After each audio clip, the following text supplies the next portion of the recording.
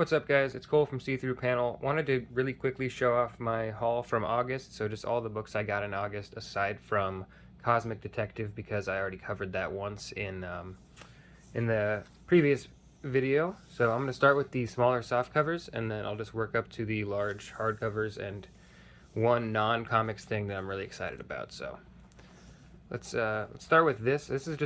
I bought this on a whim after seeing it in the previews. I've never seen the creator before, B. Radia. I think it's Radia. I believe he's Filipino, and I have no idea how to correctly pronounce that. It's published by Fantagraphics. It looks like it retails for $25 US. It's called the Melag. I don't know how to pronounce that either. Town of Fables, and it's drawn in a really interesting style. Very simple, but yet very detailed. And I just thought it looked really interesting. It seems to be based loosely on Radia's life and be very kind of personal, childish stories. It looks like something that's kind of out of my typical wheelhouse, so I decided to grab it and see if I enjoy it, just to, just branch out a little bit.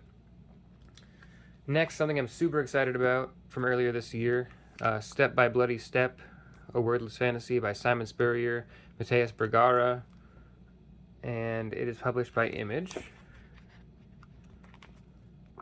Colors by Mateus Lopez as well.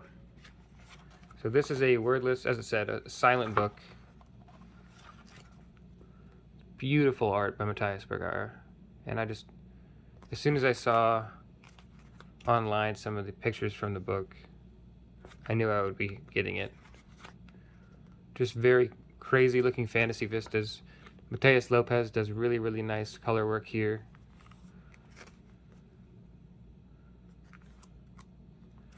I really like Matthias Bergara's art. I believe Coda is the other book that I've seen him do, and I believe there's an omnibus of Coda in French, but they never put one out in English, and I don't really feel like buying all the trades, so I'm hoping eventually we'll get that omnibus from him. But yeah, really excited for this one. I'm going to read this probably first out of the stack. Then we got Orphan and the Five Beasts by James Stokoe. I buy everything that James Stokoe puts out, and he doesn't put out a ton of books, lately at least. So I was really excited to see what he had this time, and it seems to be a very kung fu influenced story. Art, colors, letters, and covers by James Stokoe. Hyper detailed, as you would expect from him, and kind of similar to Infinite Kung Fu. It's drawing from a lot of same sources. Just a martial arts styled, over the top, very humorous, as James Stokoe's want to do. And I'm really excited for this one as well. I've read the first issue and decided to wait for the trade, just because I think James Stokoe reads better for the trade. And yeah, really excited to add this to the James Stokoe shelf. So this one I've actually read before. I can't recall where, maybe online or my library, I'm not sure. It's The Man Who Shot Lucky Luke, published by Cinebook. And it is made by, you're gonna have to pardon me, I don't know how to say that name. Matthew, I'm not sure. I'll just put it up front and center. He does everything in this, it seems, so his work is really gorgeous.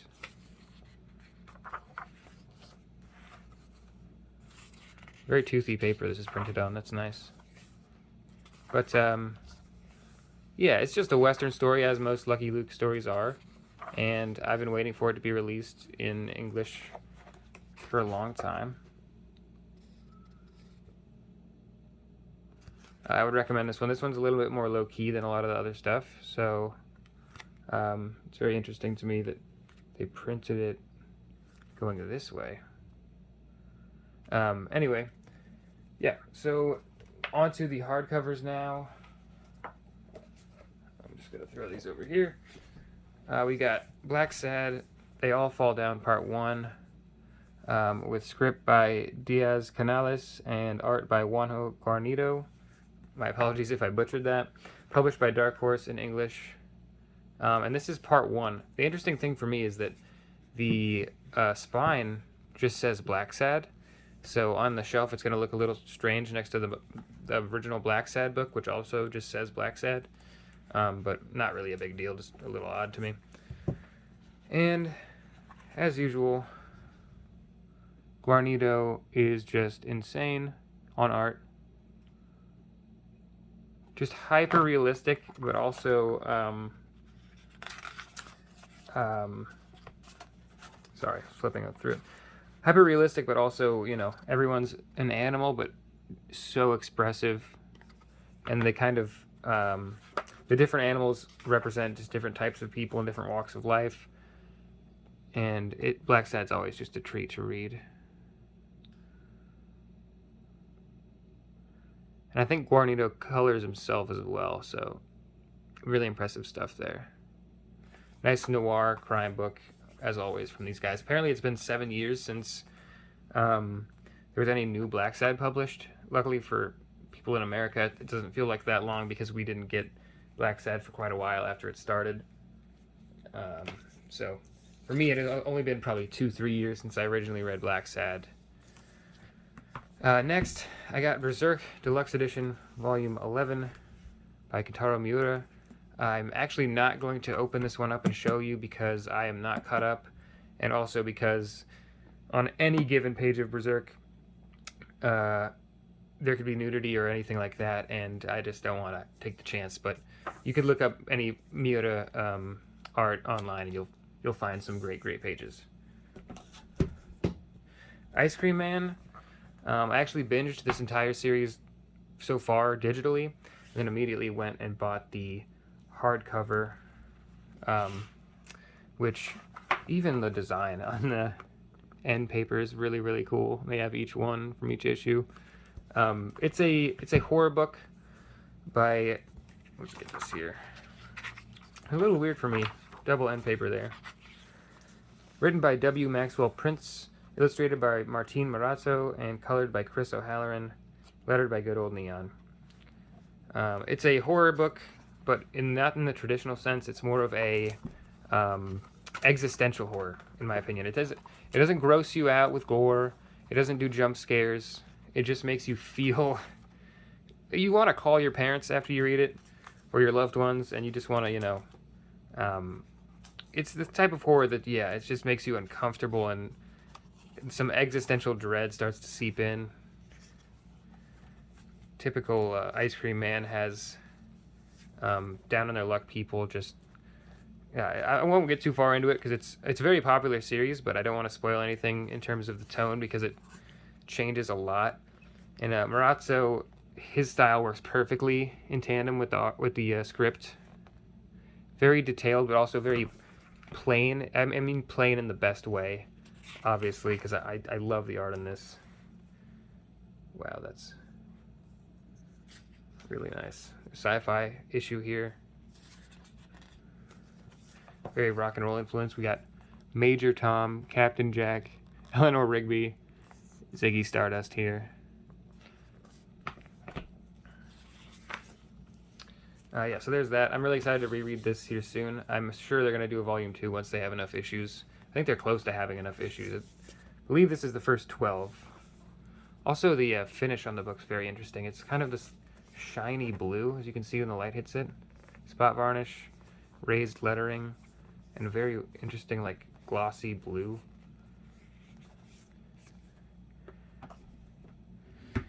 Up next, we have Echolands, which is a landscape book, which are always hard to store, but I can forgive them because it's J.H. Williams III on art, and J.H. Williams III with W. Hayden Blackman on writing. Dave Stewart did the colors, Todd Klein did the letters.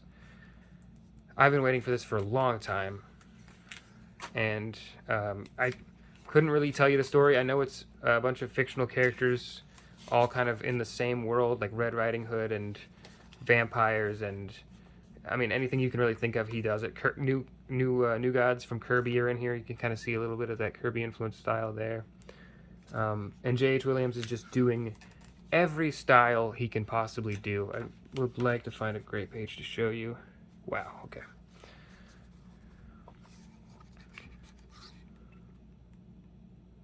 Just look at that. There's so many styles in there.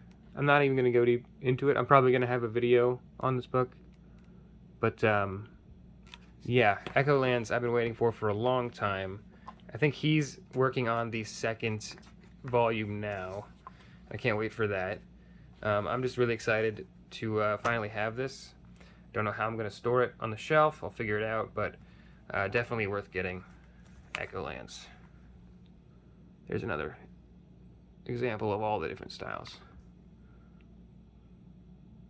I love the Kirby stuff in the background. I know that's going to play a decently large role in the book, so. Next up, I've got Razorblades, Book 1, a horror anthology from James Tynion IV and Steve Fox, I believe, as editor or designer. Let me just appropriately credit them. So, co-created and published by James Tynion IV, co-created and edited by Stephen Fox, and designed by Dylan Todd. So, I'm not going to flip too much through this because there is some nudity in it. It's a horror anthology. You can see the different creators here. A lot of names people would know. Michael Walsh is in here. I've been loving him lately. Marguerite Bennett, Werther de la Dera, Andy Belanger, Danny. There's an interview with Scott Snyder in here. And although the first story is black and white, I guarantee you it's going to change. There'll be a lot of color in here. There's also a lot of prose. They talked to Gu Tanabe, who did a manga adaptation of At the Mountains of Madness, and a couple other things that I love, and they have an interview with him in here. This is awesome, and it's a digital anthology, but they're printing their collections physically, and I'm really happy about that. So, great addition to the horror shelf. Horror is a very interesting genre to do in comics, in my opinion, and Tynion does it perfectly. This is the only non-comics thing I'm going to show off because I'm really excited I got it. This is a Kickstarter by Vati Vidya. Many of you probably play the FromSoft games, Dark Souls, Elden Ring, that kind of thing. So Michael Samuels would be his actual name. Published by Toon and Fairweather from Dublin, Ireland. This is a community-sourced book, art book showing off just a bunch of concept art and community art from Dark Souls, Bloodborne, Elden Ring, Sekiro, and things like that. So I'm just gonna flip through a little bit of it because it's not directly related to comics. It's just something that'll end up on my shelf, and I did get it this month, so I wanted to show it off. There's gatefold pages in here, which are really cool. I think I actually just flipped to a gatefold.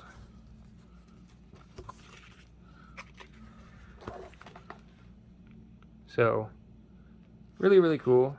Really glad to have this. It took probably a year, I think, start to finish to get here. I think I funded it, or I backed it in September 2021, so just a little shy of a year.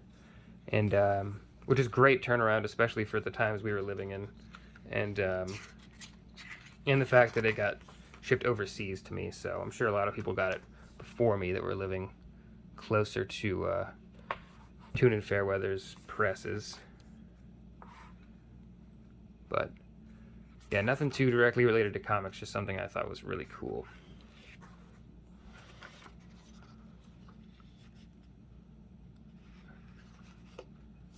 So that's that is my August haul. I've been really excited to read a lot of this stuff. I need to catch up on Berserk to actually get to it, but a lot of stuff I've been waiting a long time for, and some stuff that I don't know what to expect, like Milog, Town of Fables. I don't know what's in there. I just bought it because it looked cool, and really excited to get into that. I might do a video on it if I really enjoy it. But yeah, really appreciate you guys watching. Thanks a ton. Let me know if you've read any of these, if you liked them, or if you got them this month as well. Thanks, guys. Peace.